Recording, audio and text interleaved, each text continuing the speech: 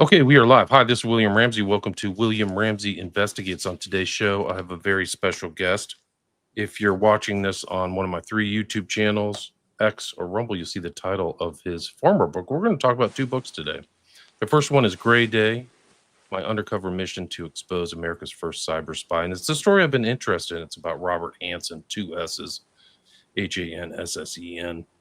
But what's great about this is a first person account. You literally have a guy who was involved in catching this master spy that did really nefarious stuff. And we can talk about that. This wasn't just kind of like a guy who, might have sold some information. The information led to people's demise. So he also has a new book. It's Spies, Lies, and Cybercrime. So we're going to talk about that at the end. But the book's really fascinating. It has excellent reviews. There's multiple different formats you can check it out. I think it was published in 2021. Then his new book came out just late last year, is my understanding. But I'm glad to have him on the show. So Eric O'Neill, welcome to the show. William, it's great to be here, and I love talking about my books. And today is just a perfect time to talk about Gray Day and the Hanssen case, because yesterday, February 18th, was the 25-year anniversary of his arrest. Wow. So 25 years ago and one day, the FBI arrested Robert Hanssen right outside of Foxstone Park in Vienna, Virginia. So it's a day that my family and I we mark every year on our calendar. That's amazing. And he was a very clever guy. He was very crafty. I think you called him very crafty in the book. And He was a brilliant spy. Absolutely. He got away with it for 22 years. So to frame his espionage a little bit, Robert Philip Hanssen was the spy known only as Gray Suit.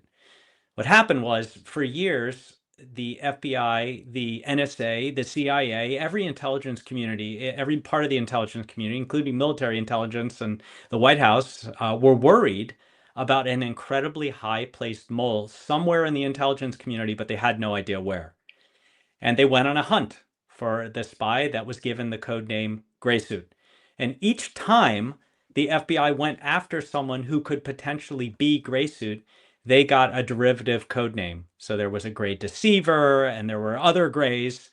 Hanssen was given the code name Gray Day, which is the title of my book. And he got away with it for 22 years of his 25-year career in the FBI. That meant he was only in the FBI for 3 years before he became a traitor, and volunteered his services to then the Soviet Union, and then spied so long he survived the collapse of the Soviet Union, the reformation into the Russian Federation, and then reactivated himself, continued spying with a brand new spy agency. So you're talking about a guy who knew what he was doing and got away with it for probably the longest shelf life for a spy. And a lot of money. And he was very in his external career didn't seem to be super successful in a way. He was a librarian for the State Department and the FBI. Is that right? Yeah. So when I say that I talk about him as a librarian in his own mind. So what he actually was something very significant. He was the top analyst, the special agent, a supervisory special agent, but one of the top and most well-regarded analysts against the Soviet Union and Russia.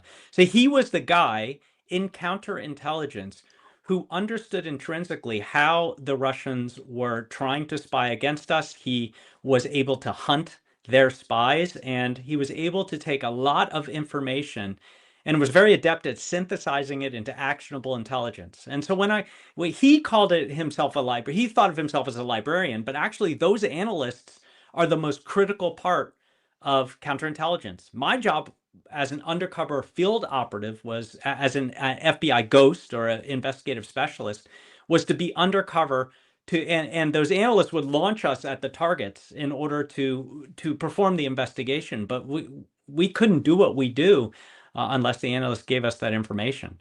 So he was at a crucial place within the FBI, kind of almost like Kim Philby. I think Kim Philby was also counterintelligence too, if I remember. Yes, exactly. And you know what? Hanssen was very fond of Philby and had followed his career not only as an analyst but a spy.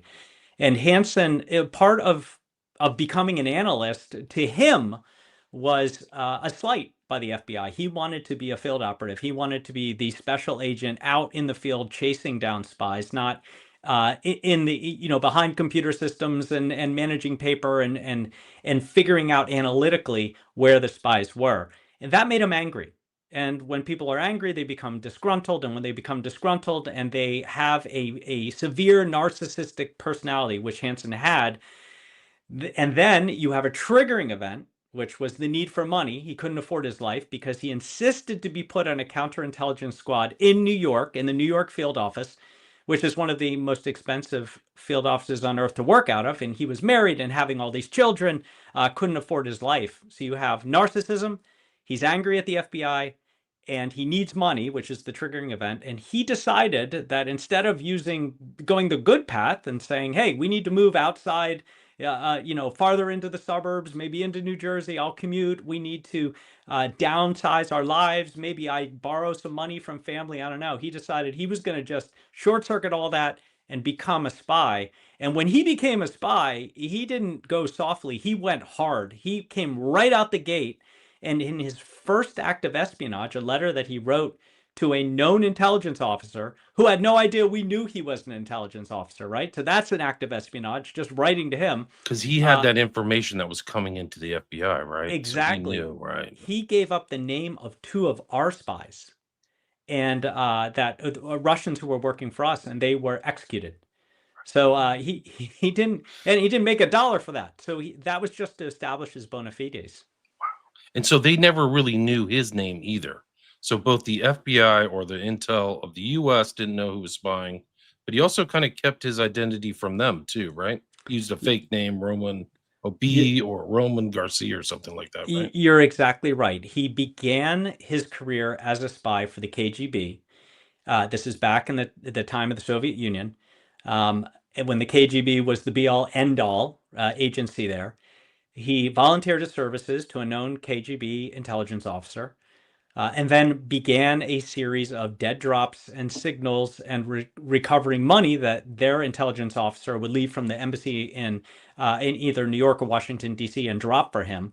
And the consulate in New York, the embassy in Washington, D.C., and then he would make all the calls. So very different from every other spy with the Russians. The Russians like to make all the decisions, right? And they like to know who you are right away so they can exert pressure if you ever decide, I don't want to spy anymore. He never let them know his identity. He called all the shots. This is when I'll load a drop. This is when I'll set a signal. This is when you'll pay me. This is how much you'll pay me. And they were getting such incredible information. They didn't want to shake the tree. They didn't want to disturb that goose who was laying the golden eggs. So they let him roll with it, and that protected him. For most of his career, in fact, his entire career as a spy, the Russians never knew who he was. And that's why he was one of the few spies that survived the collapse of the Soviet Union and the reformation into the Russian Federation.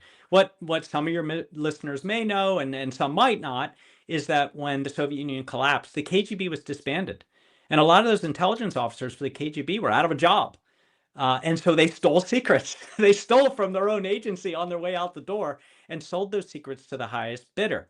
So a lot of those old Cold War spies were getting caught because former KGB intelligence officers who were angry at being kicked out of their job were selling secrets because that's what they were trained to do. Then the KGB, being disbanded, is reformed with the new Russian Federation into two agencies, the FSB and the SVR. The SVR is kind of like our CIA. The FSB is kind of like our FBI. If our FBI ran around and beat the crap out of people to get information, and those modern agencies now were the agencies that Hansen reactivated himself after a period of dormancy and began to spy again. He's a really interesting. He really vaunted how intelligent he was, and even as the way that he would talk to you or other people seemed like he was really kind of an intellect. He thought of himself as an intellectual snob. Would you agree with that? I would agree with that. He thought of himself that way, but the fact of the matter is he was intelligent. He was very innovative. And one of the things that I did admire about him, because hey, he was a bad guy, he was a villain, he's my nemesis, my right in my life, that will be my nemesis. But you have to admire certain things. And one thing that I did admire, past the fact that he got away with being America's top spy for 22 years, was the fact that he had great ideas about how the FBI could protect themselves, particularly the fact that the FBI in 2000, 2001 was very deficient in protecting itself from cyber attacks, particularly an internal spy or trusted insider or mole that was stealing through computer systems. Now, of course, one of the reasons that he was so adept at knowing all the ways that this could happen is because he was the guy doing it, right? And laughing in the FBI's face as he was given this brand new role, which was the cover operation to catch him, that put him in charge of building cybersecurity for the FBI. Wow, it's incredible. So he's getting kind of like this dopamine rush by being smart, but also like trying to outsmart the FBI too. So he's like really, he's also kind of a tough guy too. Like he grew up in Chicago, right? So it's yeah, he was a really interesting character. One of the interesting things about him was his fealty to the Catholic Church. He seemed to be very openly, I mean, externally, like very religious, right? Yeah, so William, there's a lot to unpack there. So first, yes, he is a very good observation of yours. He certainly he was as a narcissist, he did get that dopamine rush every time he pulled one over at the FBI, knowing that the FBI is the top tier investigative agency in the world. He was incredibly religious. He went to church every single day. He was a member of Opus Dei, which, if you are a Catholic, they are the probably the most Catholic of the Catholics. In fact, I'm a practicing Catholic. I get to church with my family, once a week on Sundays. He thought that made me. He actually called me a junior varsity Catholic and was planning to mentor me into Opus Dei, something I didn't really want to do, but I went with it as part of the investigation, and told me that that's how you join the varsity team.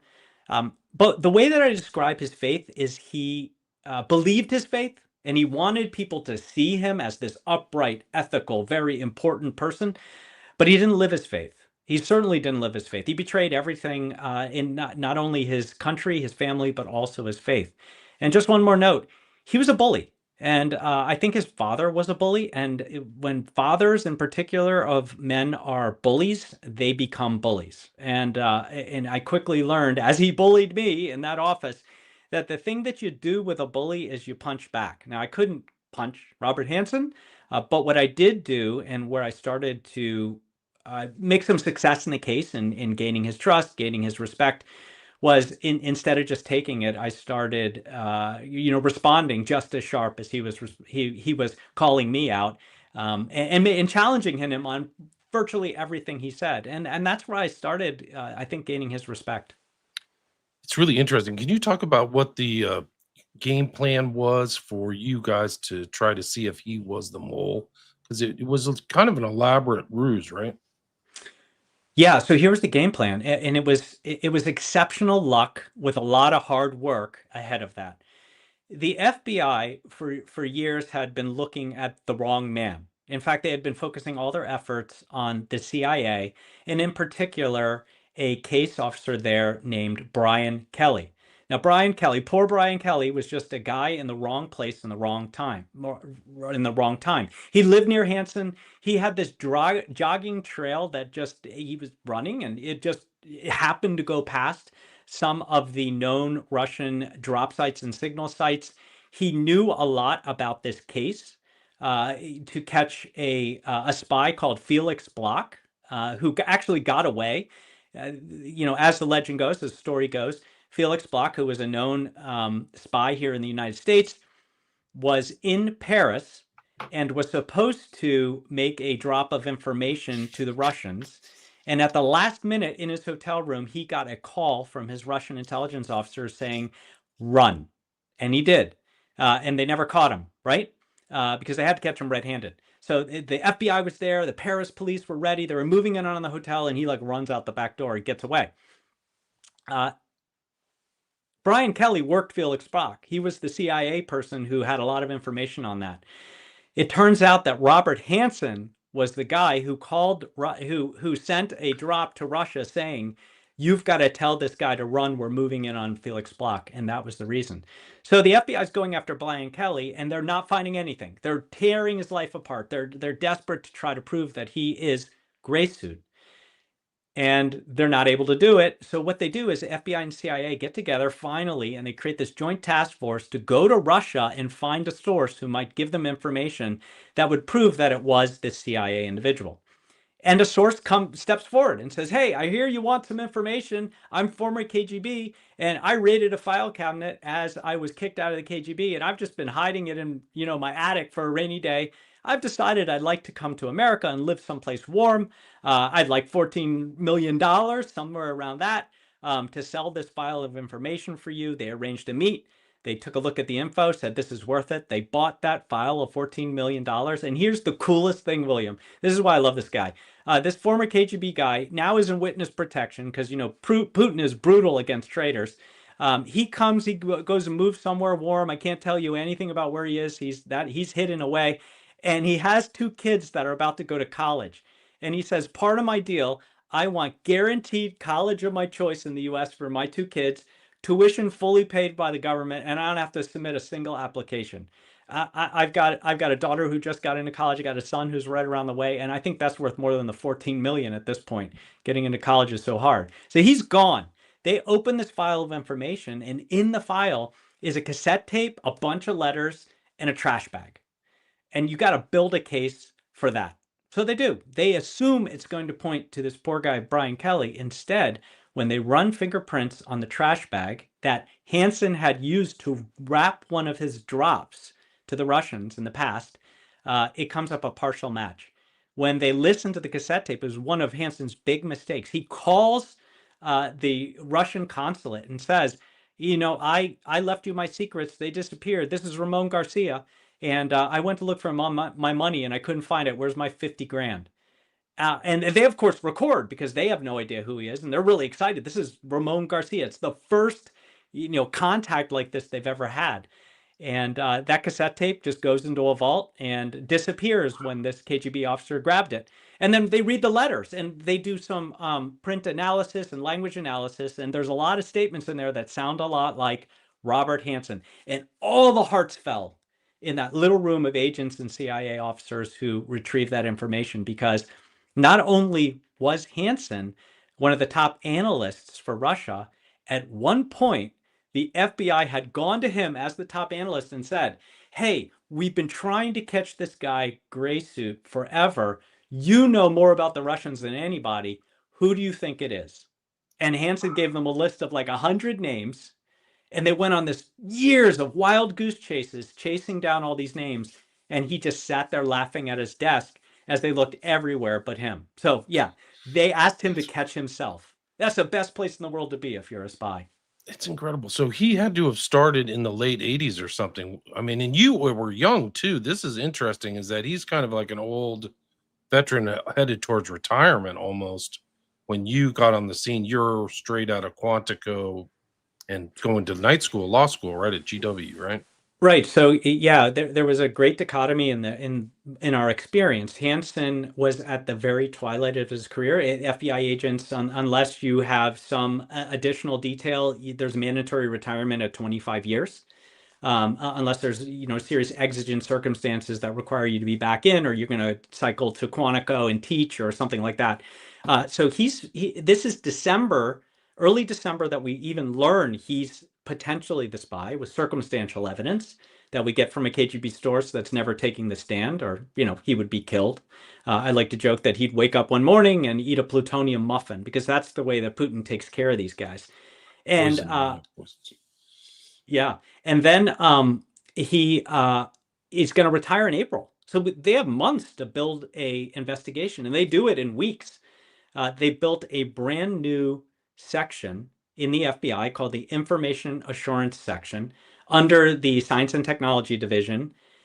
They create this position for Hansen where he will ostensibly build cybersecurity for the FBI right under a new assistant director who came from IBM, who is in charge of innovating the FBI and bringing them into the modern computer era.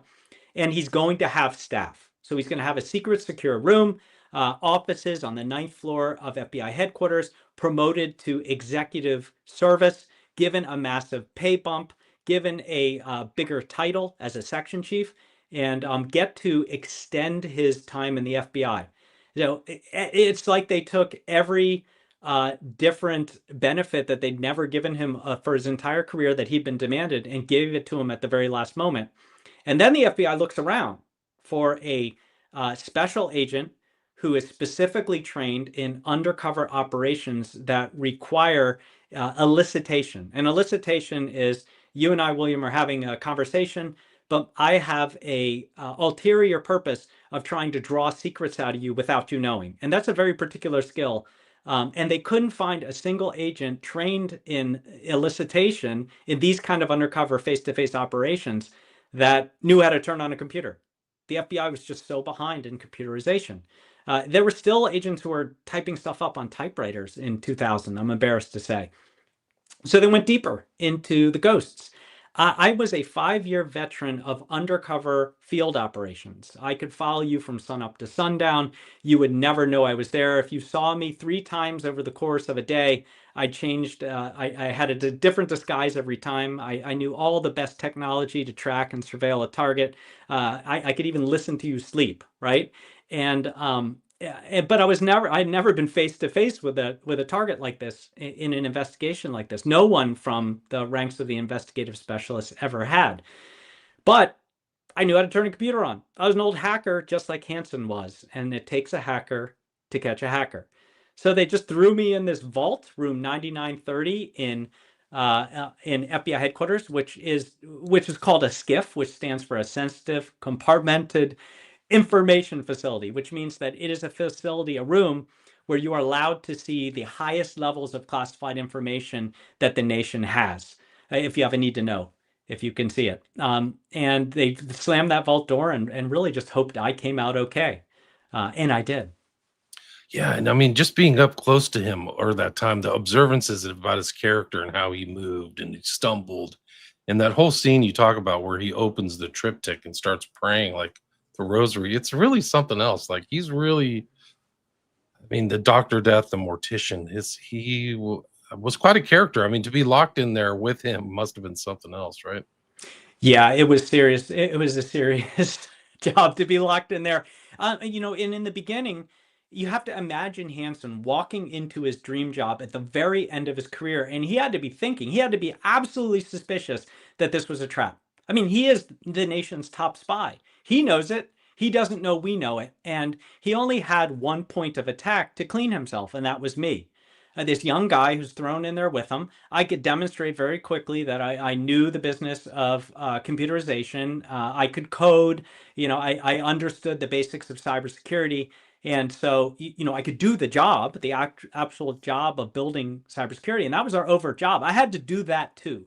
We actually had meetings with vendors and explored technology and went through demonstrations of new tech and what the FBI was looking to do. So there was this overt job. And then I had the covert job of one, and this is how the FBI put it: don't screw up, right? That was number one. Don't make a mistake that makes him realize that this is an investigation. And there were actually 3 squads at this point of FBI agents working different areas. And one was working, looking into his finances. One was looking into his background, and one was running this operation in FBI headquarters, basically running me. And the other 2 squads bet the squad running me, at least they bet on me, right? That I would be the one who caused the whole thing to fall apart. Bet money. I didn't know about this. Nobody let me in. I guess they don't want you betting on yourself. But they, my number one was don't screw up. Number two, gain his trust, which was more difficult than you could think. And number three, find the smoking gun in the case that's going to lead to his arrest. And watch any CSI or crime show. This is impossible. This is like asking me to follow someone all day and never get made alone, right? It's incredibly difficult. So I had an impossible task in front of me. At the same time, I had just been married. When my boss showed up at my house early on a Sunday morning to pull me into the most sophisticated and sensitive case the FBI's ever run, I was married, I think, like 3 months to the day almost. So I couldn't tell my wife anything that I was doing. She thought I got a promotion to a computer job at headquarters so that I could make all of my law school classes at night. and I ended up working way more than I did when I was one of the top tier undercover operatives for the FBI. And I couldn't tell her a thing about what I was doing. So I was lying to her constantly. And at the same time, I had to hold everything together every time I was across that desk from Hanson. And you So had to it was make pretty reports difficult. every night too. So they expected you to kind of do a daily debrief, right? Yes, every night I would actually debrief with a special agent named Kate, who was my handler. She would actually drive me to law school. So we'd wait till Hanson was out. He was in pocket with the team, and then I would leave FBI headquarters after him. He had a rule I had to be there before him every day, and I couldn't leave until he left. And then once he left, she would pick me up around the corner from headquarters and we would debrief on the drive over to law school. Then I'd sit through 2 hours of law school classes and, kind of half listen and furiously write up my notes for the day in a spiral notebook, right? And then I'd get home, see my wife for like 10 minutes. It was so late. She'd go to sleep. I would pretend to go to sleep. As soon as I knew she was asleep, I'd sneak out of bed, go pull out a laptop, type up my log for the day, everything that I had seen and observed with Hanson for the analysts, save it on a floppy disk, and then I'd hand that disk to Kate the next night and over and over again. So I was getting maybe 3 or 4 hours of sleep a night, if on a good night, and perpetually exhausted. And the surveillance people were watching him go to parks and do things with flashlights. So they were suspicious of him once they put him under surveillance, right? Yeah, so he was under surveillance when he wasn't in the office with me. And one of the things I would do is I would call him out to surveillance so they'd know to get ready. And as we got closer to a potential drop, he was casing the parks where he would make that drop. He was looking for signals for the Russians in preparation for the drop. And the thing about foot surveillance and vehicular surveillance is it can be a little bit of a crapshoot. With a highly trained operative like Hansen, you have to be incredibly careful. You cannot make a single mistake. One mistake by surveillance asset, and all he has to do is just not make the drop, and then we have nothing. So they had to let him go a lot, and we were not confident that our surveillance teams would be able to take him to that eventual drop. So I had to win in that office with him. Right. So it's just, and what was the real thing where you realized? Yeah, there was a sequence in there that they wanted you to get his keys. I found that very interesting. They wanted his keys for some reason. Why? Yeah, Why they did they? wanted his keys because they wanted to break into his house, Okay. and they didn't want to use any intrusion methods because the guy was so savvy and well trained. It's possible he could have seen that someone used a lockpick. So they were very careful. And if they got their keys, and then finally they were like, I felt terrible. I never got his keys. They were always on his person, always in his pocket. He'd jiggle them as he walked down the hall. It drove me crazy. Um, and um, uh, and they finally said, you know what? There's so many people who lives in his house. There's never no one there, so we probably couldn't have done anything with the keys anyway. So don't worry about it. But I was ready with an impression box if I could ever get the keys to make a quick copy and get them back. And he always had them. But I did get his Palm Pilot, and that's how we caught him. The Palm Pilot was it, right? This early technology, which is hard to believe. It was high technology back then, right? Was this Yeah, like give if me. it Let me. Here. This is a for Palm Pilot. You see that? So you basically flip this sucker open, and you have this thing called let's see if it's in there, a stylus. Well, my stylus is elsewhere, but you would just tap this sucker, and that's how you got the data. And this is a Palm 3X, and this is the Palm 3X that was used by Chris Cooper in the movie Breach. And I got it at the close of production, and Hanson loved it. He kept it in his left back pocket, and every time he sat down, he'd pull it out of his back pocket and put it in his bag right next to him. And every time he stood up like clockwork, he'd grab it out of the pocket and out of the bag and put it back in his back pocket over and over and over again. That's a routine. And so I said, we got to get it away from him. Problem is, it's always in his pocket. So what we did is they had a section chief, and this is like a pivotal story in the book, a section chief and a assistant director they didn't like. And if you read my book, you'll learn all the reasons for this. It has to do with a nighttime operation where I had to steal art. I'll leave it at that.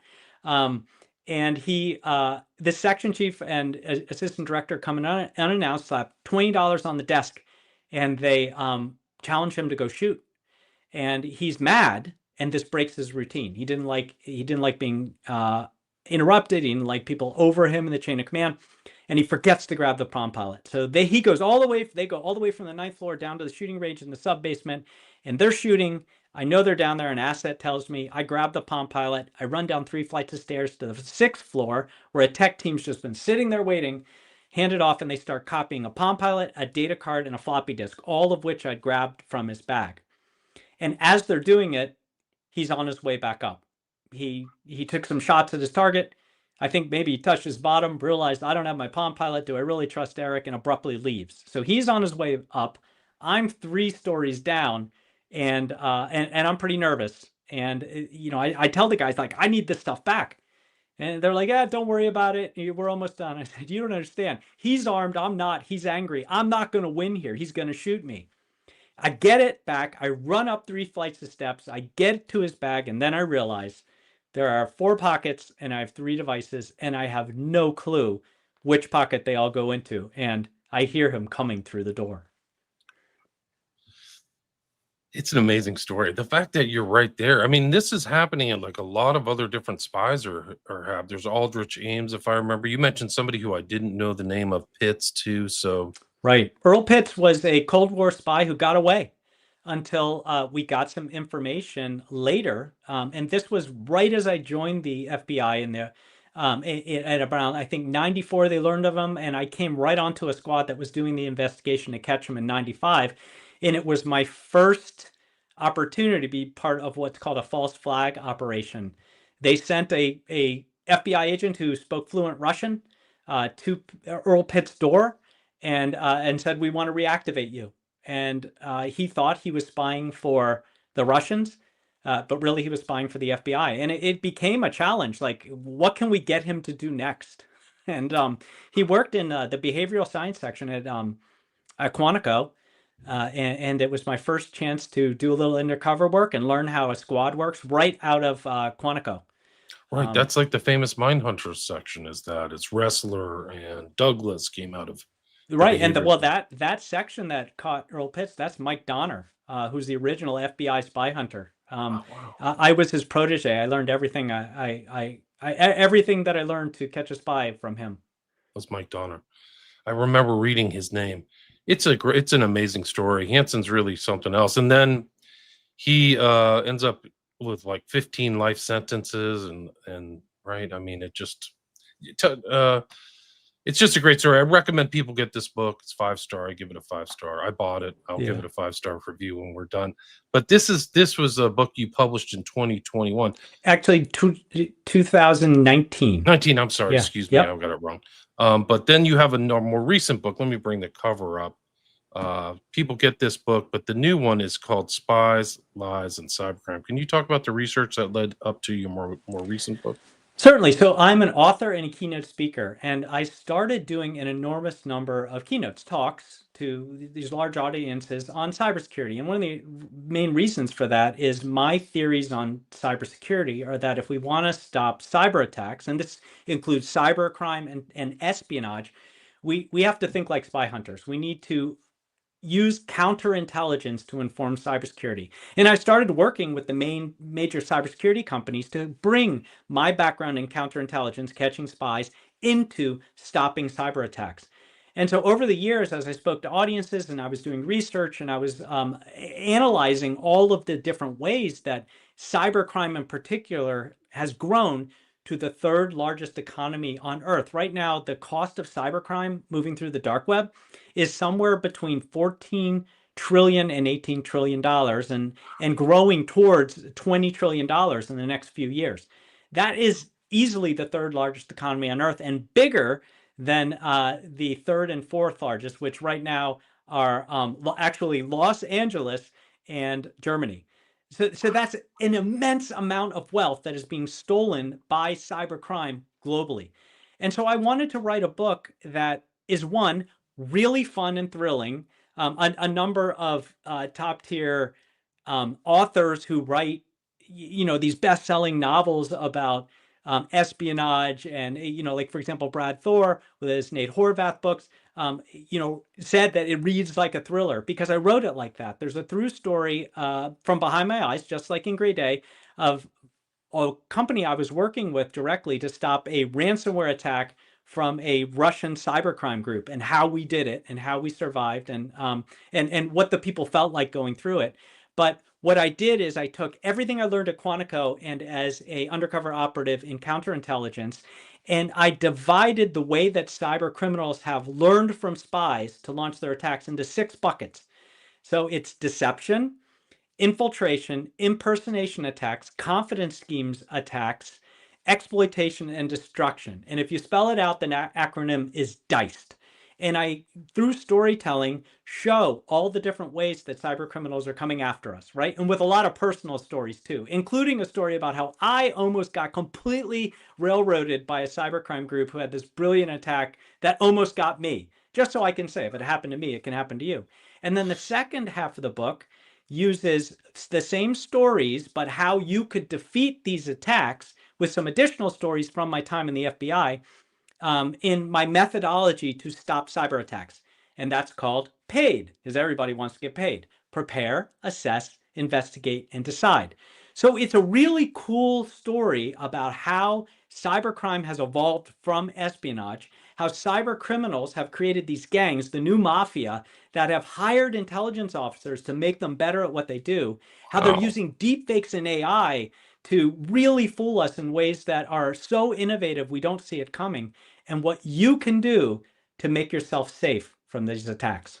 Wow. So they're using other ex intel people to make their crimes better. Wow, that's amazing. I'm Well, not yeah, surprised though, man. in fact, they hire active intelligence officers, right? Who are using this as their side gig. So they're the top tier spies for Russia and China and Iran and North Korea and all sorts of countries that want to do the West harm.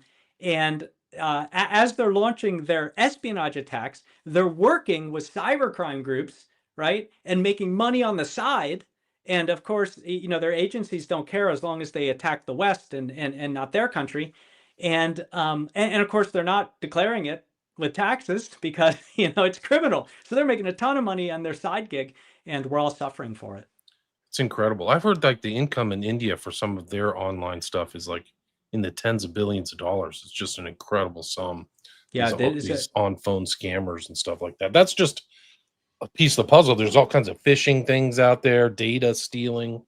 I think a lot of our some a lot in the United States, like they're saying the loss of fraud, it would probably include cybercrime in the US, is close to $1 trillion a year. It's unbelievable. easily, Wow, and well, I I think would so. suspect that it is far more than that, probably at Wow. least 5 to 10x, because Wow. remember, that's only what's reported, and only a small percentage of people actually report when they suffer this crime, and not all companies report, even when it is a large sum of money, because then that has all sorts of regulatory problems behind it.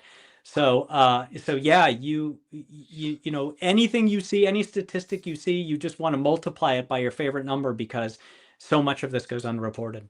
Wow, that's incredible. I heard of some guy like in Estonia was sending fake bills to Facebook and they would just pay it. And he Yeah, made like I tell that story. oh, So it okay. wasn't just Facebook, it was Facebook, Google, Microsoft. It was a number of big top tier companies.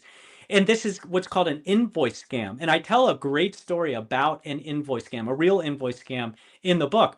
Essentially, what they do is they learn about vendors that the big company uses. And then what they do, and they even do this to small businesses, and they pretend it's an imposter scam. They pretend they are that vendor, right? So they do research on you. You know that, okay, Google, Facebook uses this vendor, like 100 times a year for catering at events, right? And so what they do is they get an invoice and they create a full fake invoice. They use AI to do it. And then they send the invoice with a phone number. And when the person looks at it and says, oh, I don't really recognize this one, they call the number, and then they have a very savvy person respond and say, hey, yeah, no, we were there. It was this event, and they're looking at a real event. And then the person just processes it because they're processing hundreds of invoices a day. And it can be a massive amount of money that is stolen from companies with just a simple attack. It's just incredible. I mean, this is like whole industries, guys, like phone banks and very sophisticated. What's that movie, The Sting? It's like The Sting or something, but modern over. Exactly. And that's my point. William, that's exactly my point. These are just old school traditional espionage techniques uh, in a modern era, using computer systems not to attack you and me and everybody listening right now, but your computer, but to attack you. So they're just, because we're online so much, because we spend so much time on the internet, because a lot of our connection today, even in businesses where you might not even know the person you work with or have never met them face to face, because so much of what we do in all aspects of our lives are online, what criminals do is find incredibly clever ways to insert themselves into that. And deepfakes are the big next iteration of this. These AI deepfakes, just wait until our next election here in the US. It is going to be a nightmare. It's going to be bananas, because we are going to see deepfakes of politicians saying things that they never said, and causing all sorts of chaos. Yeah, no, it's incredible. I mean, when I have to look at stuff now, I have to go, is this AI or not? Like as a journalist, I have to figure out, is this real? Which I never used to do 3, 4 years ago. Like, are these Yeah. pictures? Yeah. So, Well, wow. one statistic that I give in the book, a prediction I've made, is that by the end of this year, we're in 2026, right? 90% of what we see on the internet will be in some way, shape, or form synthetic, which means that 90% of what we see when you're scrolling through Instagram or TikTok, when you're reading things on LinkedIn or on the internet, when you're reading things that are published by traditional media, a portion of that is going to be written, produced, created by AI. And now we're even seeing full accounts, right? Where everything is AI. The content is AI, the video is AI, the voiceover is AI. And there's going to be more and more and more about it, because it's marketable and it's easy, and you can hide behind an avatar. You don't have to stand up like I am right here and do this. And sometimes on stage, I take a break and grab a sip of water, and I have my AI avatar just say the next like 10 lines in my keynote, just to prove to people the fidelity and the expressiveness of AI video. And if Wow. I'm, like I was in Brazil a few weeks ago, and I had my AI avatar just speak in Portuguese in my voice, my exact voice. I don't speak a word of it. Did like 5 minutes of the keynote for me, and it really scared Wow. That's that audience. scary. Scary. They're doing it for scheduling now. So I get these AI kind of emails. Yes. I've heard your show. This is it. So they're thinking watching my show, AI is, and then sending out like a teaser email. It's fine, but it's just shows like it's starting to pervade even kind of my career, but Yeah, it's everywhere. it's everywhere. So the diced model, and then the solution is paid, PIED. So that's what's in Paid. spies. Yeah. Yeah. See, it's that memorable. Yeah. And one of the most edifying things as an author and as a thought leader in cybersecurity for me is that I have heard from thousands of people who've read the book, and then they write me. I have a weekly newsletter that is free. Anybody can jump on. It's just ericoneil.net/newsletter that keeps the book going. So what I do is I write a story about a cyber attack, and I have like the cybersecurity tip of the day and the AI technology feature of the day and all sorts of things. And what I do is I have a constant communication with my readers and with people who subscribe to the newsletter. And what I've heard from so many people is, I read your book, and then this is the cyber attack that I caught. I wasn't fooled because I remembered this, or I wasn't fooled because I thought of this. I didn't give in to the pressure. I didn't give in to the urgency. I took your tip to if something looks too good to be true, it probably isn't. And that's what makes me feel really good as a thought leader, that people are not falling to scams. Because the only way that we can stop cyber attacks is by drying up the dark web. The criminals only win if they get paid, and if we catch them, if we stop the cyber attack, if we don't send them money, then they're going to have to go get real jobs, and that's my hope. That's my goal. It's really important. These kind of ideas and the stuff in the book, the most recent book, is really important to inoculate, because I spend time. I have elderly parents and other people. Like, is this real? What's this? Like, I'm even confused. Like, they're super confused because somebody from the so-called Social Security will call them like, "You're going to lose your Social Security if you don't send us back this right now." So sometimes they get scared of there's little hooks, but I think that's really elder crime or elder abuse online it's real. Yes. Our elders and our teenagers are two of the biggest demographics that are preyed upon by cyber criminals. In fact, I tell every parent that get my book and sit down with your teenager and read chapter 13 on exploitation. It will save their life. There are cases where what cyber criminals do, and I'll get to elders in a minute, but what cyber criminals do is they especially go after teenage boys, and they create accounts or they steal accounts of attractive teenage girls, and they start chatting. And sometimes they'll take entire days or weeks to what we call grooming, to get them to feel like they're in a flirtatious environment. And then the fake AI sends a naked picture and says it's your turn. And then now you're not talking to the cute flirtatious person online anymore. You're talking to a cyber criminal who then says, I've got your naked picture. Here it is. I've sent it back to you with a collage of everyone you know. We know where they all are. We have all their email addresses. And if you don't pay us money, I am going to send this picture to your parents, all your classmates, your grandma, everyone. We know them all, right? We know where you go to school. We know everything about you. And in some cases, I think there have been a few dozen in the last few years. The young person commits suicide because of the horror and the fear and the shame. So, that's in there too, like what you can do with your teenager to make sure that they know they can come to you to avoid these things in the first place. I raised my kids, with the idea that if you're talking to someone online, they're not a real person. Unless you know them, you've met them, and you've touched them at some point. Otherwise, don't give up any information or secrets. For elders, elders are very susceptible to romance fraud, where an entire AI avatar gets them to fall in love, and then there's some urgent, terrible crisis, and I need money now. But also financial fraud.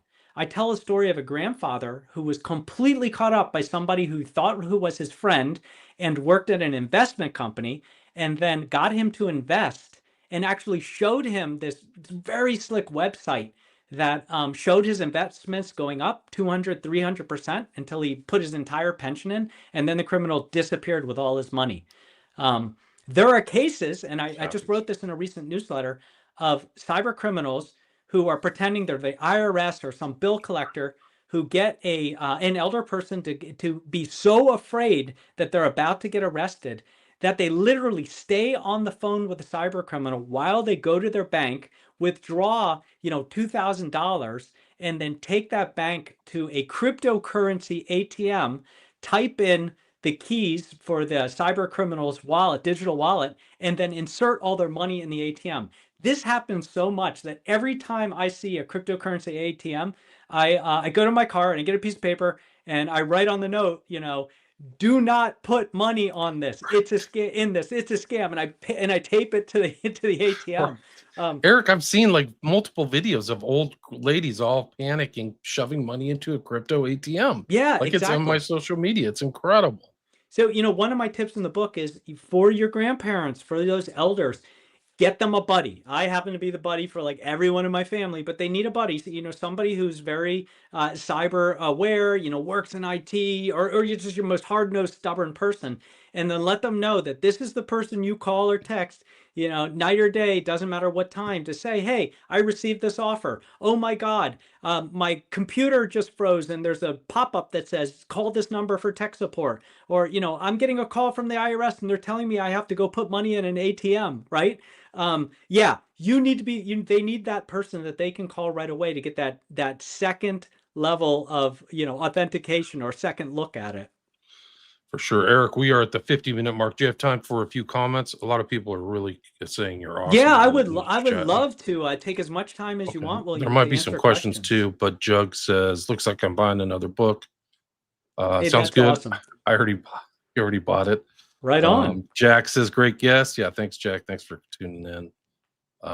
Jug also said, one reason I like your show, William, is you always get good book recommendations. I highly recommend the first and second book, so go check it out. Jack says, great interview. Thank you.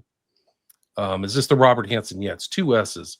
But yeah, I mean, it's a first person. This is the expert on Robert Hansen guy. This is the guy who was literally in a room, stuck in a skiff with him. Yep. Special facilities. So sensitive compartmented information facility. It's one of those FBI acronyms. Kill Bale says, great, thanks. FBI, some great surveillance personnel. This is a lot about surveillance too. So Do you know if what happened to Hansen and his family? Are you familiar with kind of his story after he was arrested?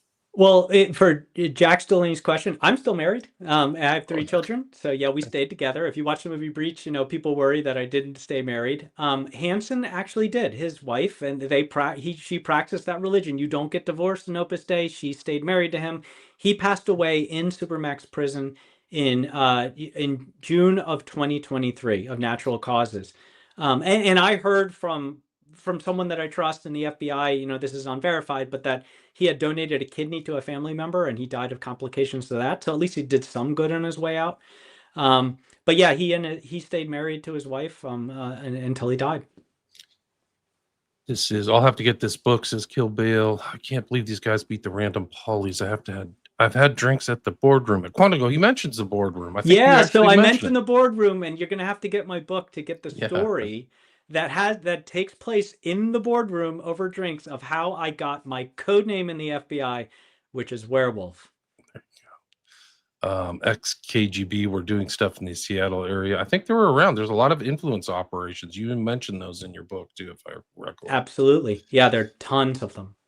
Barto asks, has Eric met John Kiriakou yet? I think they could put together some very interesting material. I think he's ex-CIA. Have you heard Yeah, of John? I haven't met him, but I do love to do those collaborations, and I do them with a lot of people that came from my world. Great. Wake Bonk says Buenos noches from Sweden. Nice to catch William live. Thanks, Sweden. These like chats are crazy. They're all international. So Oh, that's awesome. yeah, Wake Bonk. God bless you here. Um, Telegraphic asks, I think this is a question for you, Eric. What do you see for the societal cultural effects with synthetic and fake content in the next 5 years? What do you I think? love this question. I think it's going to get worse and worse. I think it's going to get much harder. It already is to determine what is fake and what is real. During the holiday season, I was doing a lot of media and all the big media programs on holiday scams, how to protect yourself. And one of my number one tips was, you know, if you could go to a store and buy it, do that, because there you're not getting scammed, right? Go back to face to face, go back to person. Now, in the next 5 years, I suspect, and I know because I'm working with a lot of these cyber companies and very innovative ones, we're all going to have a layer of a technology that is on our computers, our phones, our tablets, and everywhere that we access the internet that is going to scan and tell us this is 99% AI. This is, 5% AI, to at least give us a little bit of help. But most important is you need to not trust anything you see online unless you can verify it, and always go with very trusted sources when you're buying something or when you're absorbing content. A lot of what we see online, especially in social media, it looks very real, but it might not be. I mean, and this is your website, so people who are watching this live or on YouTube or X can see that, and it shows that you can book Eric, and I think is that the best way to contact you if anybody has any Yeah, if additional you questions? if you click that book, Eric, it goes to my contact page, and then you can say, "Hey, I'm media. I want you to be on a show," or "Hey, I've got a keynote. I want you to come up here," or "I just have a question for Eric," and then it'll send it to the right people. And if you say, "I have a question for Eric," it comes right to me. And I do. It sometimes takes a little bit, but I do respond to everyone. And then the best thing to do is if you click that banner at the top, and this is ericoneal.net, and where it says "Start here" with the little fire emojis on the side, and my webmaster is pretty awesome. That'll take you directly to my newsletter. You can sign up for free. All you got to do is drop an email in there, and I hope you all do. I don't use your information for anything. I don't sell it. It's just to create a community of people who want to stay safe and talk about spies and espionage and that kind of cool stuff. And we have a very good time over there as a community that is really fascinated by these undercover operations. I write it weekly, so it only hits your new inbox once a week, and it's a lot of fun. Awesome. Is there anything else you'd like to add, or anything I missed? I mean, your books are in multiple formats, at least on Amazon, Kindle, audio, hardcover, Right. right. Well, one thing I'll tell you, a lot of people love audiobooks, and especially when I'm traveling, I love listening to audiobooks. And if you like my voice or you want to hear my stories, which are a lot of them are first person read by me, I sat down and did the recording in the studio for both books, Gray Day and Spies, Lies, and Cybercrime. So it is read by the author, which I think, for audiobooks is the best way to go. Awesome. Thanks everybody for listening. Thanks for the chat. Thanks for the great comments, everybody.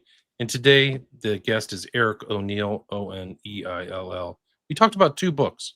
The first one I'll bring up, the cover is Gray Day. Get this book. The reviews are stellar on this. Full title is Gray Day, My Undercover Mission to Expose America's First Cyber Spy. He was in the J. Edgar Hoover building with Hansen, which is really incredible. And then his new book, 2025, Spies, Lies, and Cybercrime, Cybersecurity Tactics to Outsmart Hackers and Disarm Scammers, because there's a lot of hackers and scammers out there. So, and the target seems to be the United States. So everybody, be careful. And I'll put a link to Eric's, let's see if I can get this up, Eric's website right here. So that's it. But Yeah, great perfect. books. Really enjoyed reading through Gray Day, and you're a great speaker as well. So thank you so much for your time. I really appreciate it. William, thanks for having me on, and everybody out there. I hope you check out my books, but most importantly, stay safe out there. Yeah, amen. All right.